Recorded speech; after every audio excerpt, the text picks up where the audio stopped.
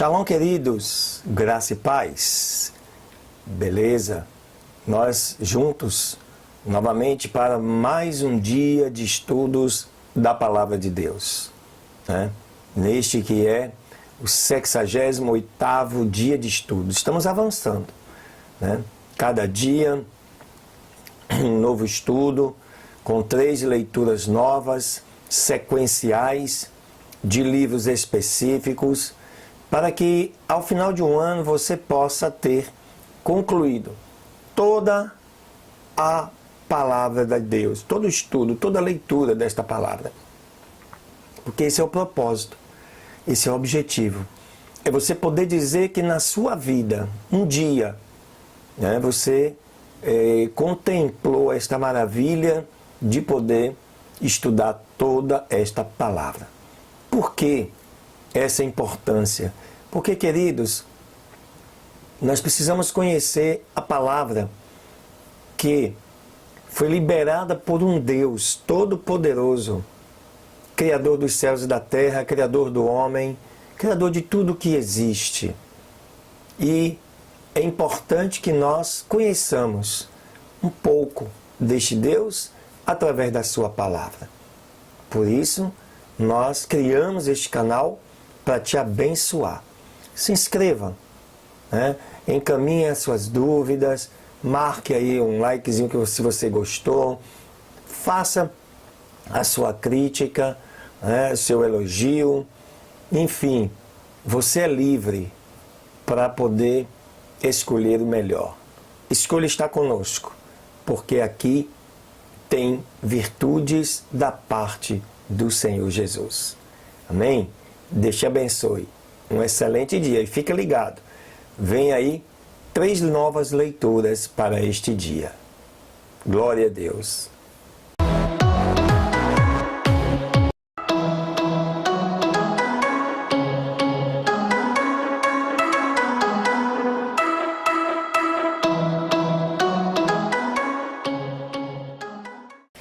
Muito bem. Vamos seguir então, nesta primeira leitura para este dia, está aí no capítulo 8 do livro de 2 Coríntios, que Paulo escreve falando sobre a graça de dar. Olha o que ele escreveu, inspirado pelo Espírito Santo.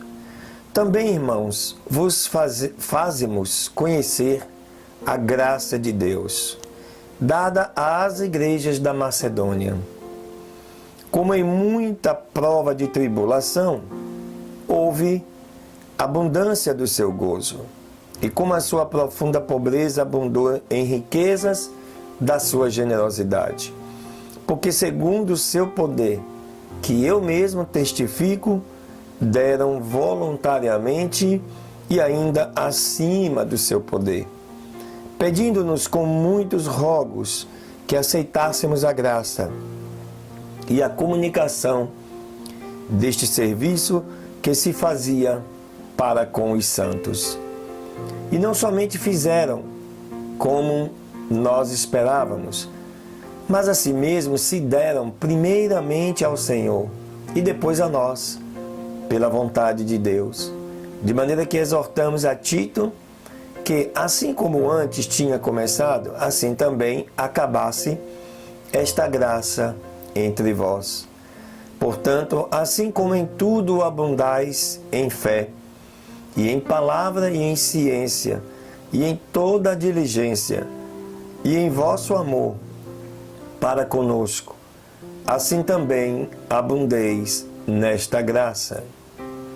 Não digo isto como um mandamento, mas para provar pela diligência dos outros a sinceridade do vosso amor.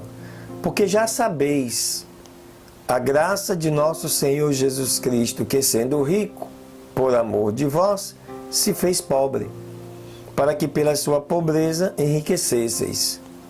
E nisto dou o meu parecer, pois isto convém a vós, que desde o ano passado começastes antes, e não foi só praticar, mas também querer. Agora, porém, completai também o já começado, para que assim, como houve a prontidão de vontade, haja também o cumprimento segundo o que tendes. Porque se há prontidão de vontade, será aceita segundo o que qualquer tem, e não segundo o que não tem. Mas não digo isto para que os outros tenham alívio, e vós opressão, mas para a igualdade. Neste tempo presente, a vossa abundância supra a falta dos outros, para que também a sua abundância supra a vossa falta, e haja, assim, igualdade.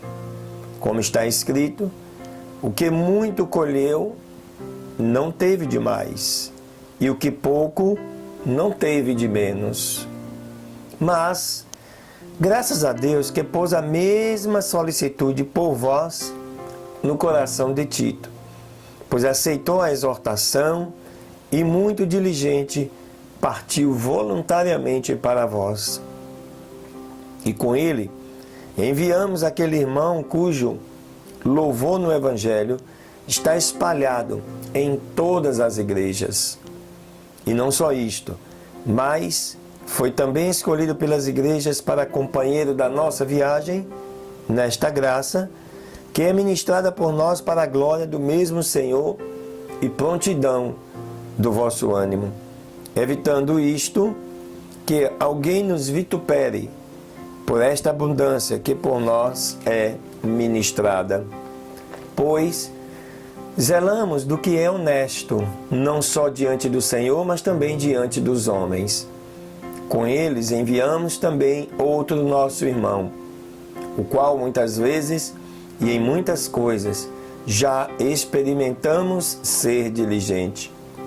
E agora muito mais diligente ainda, pela muita confiança que em vós tem.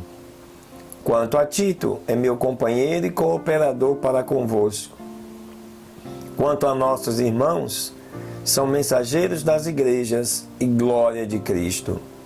Portanto, mostrai para com eles e perante a face das igrejas a prova do vosso amor e da nossa glória acerca de vós. Aleluias. Paulo escrevendo esse texto para agradecer aos coríntios, principalmente aqueles que sustentavam a obra do Senhor, patrocinando os mensageiros, todos aqueles que viajavam, porque viajar toda a vida custa caro. E naquela época, então, que não existia a abundância de transporte que existe hoje, todas as viagens de Paulo eram ou marítimas ou por terra. Então, eram viagens caras e custos de hospedaria, de manutenção. E Paulo coloca aqui muito, muito bem a questão da graça de Deus sobre as nossas vidas. Ou seja, o que temos não é nosso, mas de Deus, que permite que nós, como mordomo fiel, venhamos a administrar. Portanto, nada resolve entesourar aqui na terra, porque o nosso verdadeiro tesouro está nos céus. E ele deixa claro isso, porque os irmãos desta igreja entenderam e cumpriram assim o mandamento de Deus, para a glória do nome de Jesus. Amém? Aleluia. Fica ligado aí, vem a segunda leitura para continuarmos neste propósito. Maravilhas, queridos, segunda leitura deste dia. Eu te convido aí para continuar com a tua Bíblia no livro de 2 Reis. E hoje nós vamos estudar, nesta segunda leitura, 2 capítulos. Os capítulos 20 e 21. Que diz assim a palavra do Senhor. Sobre o capítulo 20, a enfermidade de Ezequias e a profecia da sua cura. Naqueles dias, caiu Ezequias doente e para morrer. E veio a ele Isaías, o profeta, filho de Amós, e lhe disse: assim diz o Senhor, põe em ordem a tua casa, porque irás morrer e não viverás. Então voltou ele o seu rosto à parede e orou ao Senhor e disse: rogo-te, ó Senhor, e te suplico, que lembres de que andei diante de ti, em verdade e com o coração íntegro, e que fiz as coisas que te agradam. E chorou Ezequias com grande choro. E aconteceu que, antes que Isaías saísse até a metade do pátio, veio a palavra do Senhor a ele, dizendo: volta e diz para Ezequias, príncipe do meu povo, assim diz o Senhor, o Deus de Davi teu pai, ouvi a tua oração e vi as tuas lágrimas. Eis que eu te curarei, e ao terceiro dia subirás à casa do Senhor. E acrescentarei ainda aos teus dias 15 anos. E livrarei a ti e a esta cidade da mão do rei da Síria. E ampararei esta cidade por amor de mim, por amor a Davi, o meu servo. E disse mais Isaías: tomai uma massa de figos.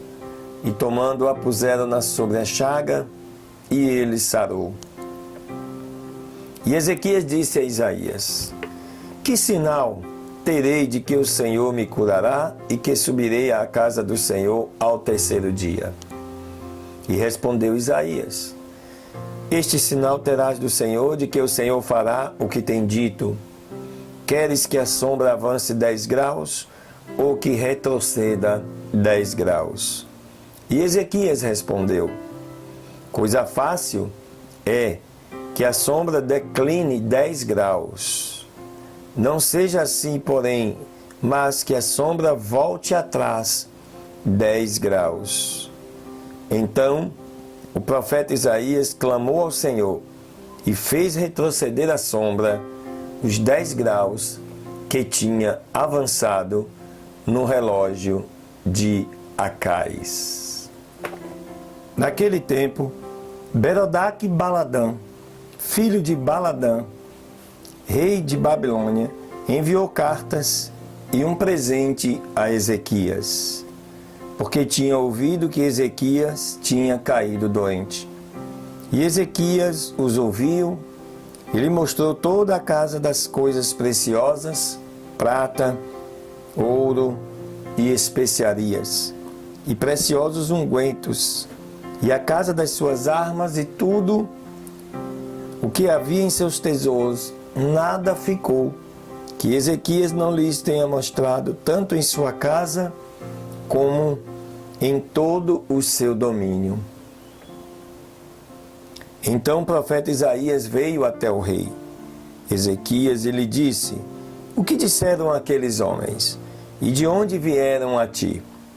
E Ezequias lhe respondeu: de longínquas terras vieram, de Babilônia. Ele tornou a dizer: o que viram em tua casa? E Ezequias respondeu: viram tudo o que havia em minha casa. Nada ficou em meus tesouros que eu não lhes mostrasse. Então Isaías disse a Ezequias: ouça a palavra do Senhor. Eis que virão dias em que tudo que está em tua casa e tudo que os teus pais entesouraram até hoje será levado à Babilônia sem ficar nada, diz o Senhor. E de seus filhos que sairão de ti, que terás gerado, tomarão e serão eunucos no palácio do rei da Babilônia. Então Ezequias disse a Isaías: a palavra do Senhor que falaste é boa. Depois disso, disse: mas não haverá paz e verdade em meus dias? Outros feitos de Ezequias e toda a sua força, e como fez o lago, e o aqueduto com que colocou as águas na cidade, não está porventura escrito no livro das crônicas dos reis de Judá? E dormiu Ezequias com seus pais, e reinou em seu lugar Manassés, seu filho. Agora vamos ao capítulo 21, falando do reinado de Manassés. 12 anos de idade tinha Manassés quando começou a reinar, e reinou em Jerusalém 55 anos. E o nome de sua mãe era Efzibá. E fez o que era mal perante os olhos do Senhor, segundo as abominações das nações que o Senhor havia lançado de diante dos filhos de Israel. Porque ele voltou a edificar os lugares altos que Ezequias, seu pai, tinha derrubado. E levantou altares a Baal, e fez um bosque, como tinha feito Acabe, rei de Israel, e adorou a todo o exército do céu, e serviu a aquelas coisas. E deste modo edificou altares na casa do Senhor, da qual o Senhor havia dito: eu porei o meu nome em Jerusalém.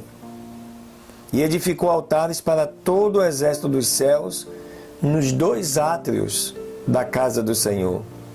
E até passou a seu filho pelo fogo, fazendo assim sacrifício humano. E observava pelos agoureiros e praticava adivinhação. E teve trato com necromantes, pessoas que se alimentam de carne de pessoa morta. E com feiticeiros, multiplicando assim a prática do mal diante dos olhos do Senhor para provocá-lo à ira. E pôs uma imagem de escultura do bosque que ele tinha feito na casa, da qual havia o Senhor dito a Davi e a Salomão, seu filho: eu porei o meu nome para sempre nesta casa, e em Jerusalém, a qual escolhi de todas as tribos de Israel. E não voltarei a fazer que o pé de Israel seja movido da terra que dei a seus pais, contanto que guardem e façam conforme a todas as coisas que eu vos tenho ordenado, e conforme toda a lei que meu servo Moisés lhes ordenou. Mas eles não deram ouvidos, e Manassés os induziu a que fizessem mais mal que as próprias nações que Deus destruiu de diante dos filhos de Israel. E falou o Senhor então, pelo ministério dos profetas, seus servos, dizendo: porquanto Manassés, rei de Judá, fez estas abominações, tendo feito mais mal do que tudo quanto fizeram os amorreus, que foram antes deles, e também tem feito pecar a Judá com seus ídolos. Portanto, assim diz o Senhor, o Deus de Israel: eis que eu trago tal mal sobre Jerusalém e sobre Judá, e todo o que ouvir o retinirão ambos os ouvidos. E sobre Jerusalém estenderei o cordel de Samaria e o chumbo da casa de Acabe, e eu limparei a Jerusalém, como se limpa um prato, que depois que o limpam, o viram para baixo. E desampararei aos restantes da minha herdade, e os entregarei nas mãos de meus inimigos, e serão por presa, e para despojo a todos os seus inimigos. Porquanto têm feito mal diante dos meus olhos, e me provocaram a ira desde o dia que seus pais saíram do Egito até hoje. Além disto, derramou Manassés muito sangue inocente, em grande maneira, até encher Jerusalém de um extremo a outro, além do seu pecado com que fez pecar a Judá, para que fizesse o mal perante os olhos do Senhor. Os outros feitos de Manassés e todas as coisas que fez, e o seu pecado que cometeu, não está porventura tudo escrito no livro das crônicas dos reis de Judá? E dormiu Manassés com seus pais, e foi sepultado no jardim da sua casa, no jardim de Uzá, e reinou em seu lugar Amon, seu filho. Tinha 22 anos de idade Amon, quando começou a reinar. E reinou 2 anos em Jerusalém. E o nome de sua mãe era Mesulemete, filha de Aru, de Jotibá. E fez o que era mal perante os olhos do Senhor, como tinha feito Manassés, o seu pai. E andou em todos os caminhos em que seu pai andara, e serviu as imundícias, as quais tinham servido seu pai, e a elas se inclinou. E deixou ao Senhor, o Deus de seus pais, e não andou no caminho do Senhor. E os servos de Amon conspiraram contra ele, e mataram o rei e sua casa. Então o povo da terra feriu todos os que tinham conspirado contra o rei Amon, e pôs o povo da terra por rei em seu lugar, a Josias, seu filho. Os outros feitos de Amon, o que fez? Não está porventura tudo escrito no livro das crônicas dos reis de Judá? E foi sepultado em seu sepulcro no jardim de Uzá, e reinou em seu lugar Josias, seu filho.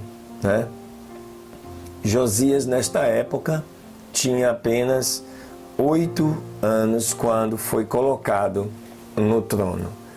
Nesta idade, quem realmente governava eram seus conselheiros próximos, até ele atingir, adquirir a idade suficiente para poder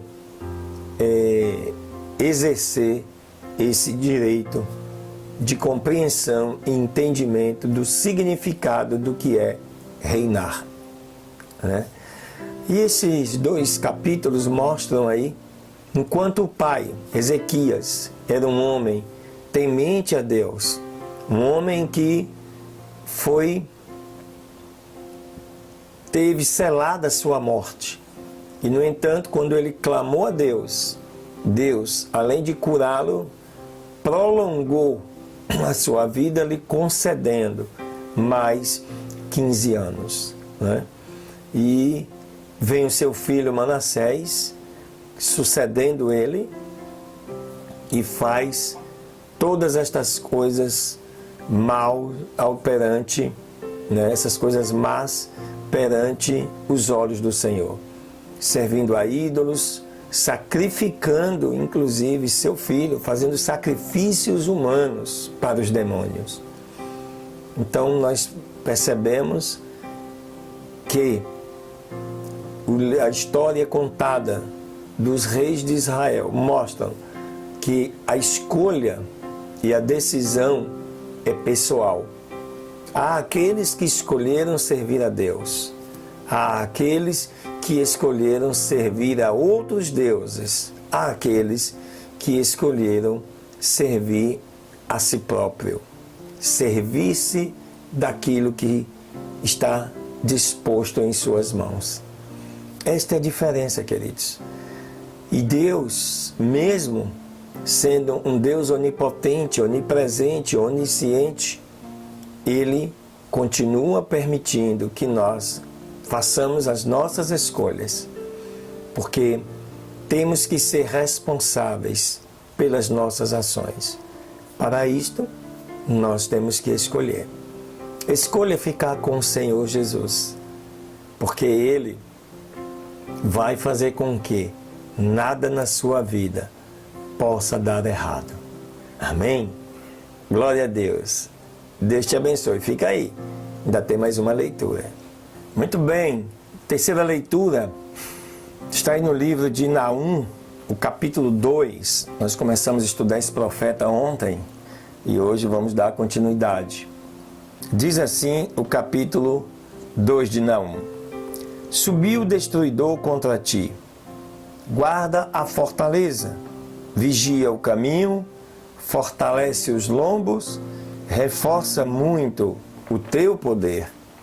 Porque o Senhor restaurará a glória de Jacó como a glória de Israel. Porque os saqueadores os saquearam e danificaram os seus sarmentos. O escudo dos seus valentes estará avermelhado pois os homens do teu exército estarão vestidos de escarlate, os carros como fogo de tochas. No dia que se prepara, tremerão os ciprestes. Os carros se precipitarão nas ruas. Com estrondo rodarão pelas praças. O seu aspecto será como tochas acesas. Correrão como relâmpagos. Lembrar-se-á ele dos seus valentes? Se atropelarão em sua marcha, se apressarão para o seu muro, e a defesa será preparada. Daqui Deus falando sobre Judá se reanimar contra a invasão assíria que estava para acontecer. As portas dos rios se abrirão e o palácio será destruído. Está decretado: Uzabe será cativa, será conduzida para cima, e as suas criadas a levarão gemendo como pombas golpeando-se em seus peitos. Nínive foi desde o tempo antigo como um lago de águas, mas elas agora vazam. Dizei: os detenha, mas ninguém se volta para olhar para trás. Saqueai a prata, saqueai o ouro, pois não tem fim as riquezas. Glórias há de toda sorte de bens desejáveis. Vazia, esgotada e desolada está, e o seu coração desfalecido, tremor de joelhos, dor em todos os seus lombos, e os rostos estão mudados. Onde está agora o covil dos leões e o lugar onde comiam os leãozinhos, onde passeavam o leão e a leoa e o filhote do leão, sem que ninguém os espantasse? O leão destroçava o suficiente para os seus filhotes e estrangulava as presas para as suas leoas, enchendo as suas cavernas de presas e os seus covis de rapina. Eis-me aqui contra ti, diz o Senhor dos Exércitos. Queimarei e reduzirei em fumaça os teus carros, e a espada devorará os teus leãozinhos, e cortarei da terra a sua presa, e nunca mais se ouvirá a voz dos seus mensageiros. Deus, através do profeta, mostra o que estava prestes para acontecer às suas cidades de Judá, Jerusalém e muitas outras, em que o rei viria da Síria para a destruir. E Deus encerra mostrando que Ele é o Redentor, é o protetor, é o guardador. E Ele vai reduzir os inimigos do povo de Deus a cinza e pó. É o que acontece, queridos, quando nós estamos sob a proteção de Deus. Nenhum mal nos sucederá. Praga alguma chegará à nossa tenda, porque é Deus quem nos guarda e nos protege. Só precisamos obedecer a sua palavra, seguir os seus mandamentos, fazer a sua vontade. E desta forma, estamos guardados neste mundo que jaz no maligno. Por que a necessidade, queridos, de termos a proteção de Deus? Porque esse planeta ainda está vivendo embaixo da opressão do pecado. Esse planeta ainda vive e o rei dele aqui na terra ainda é Satanás. Então, ele com seus demônios oprime o povo, oprime aqueles que de alguma maneira ainda não o seguem ou não fazem a sua vontade.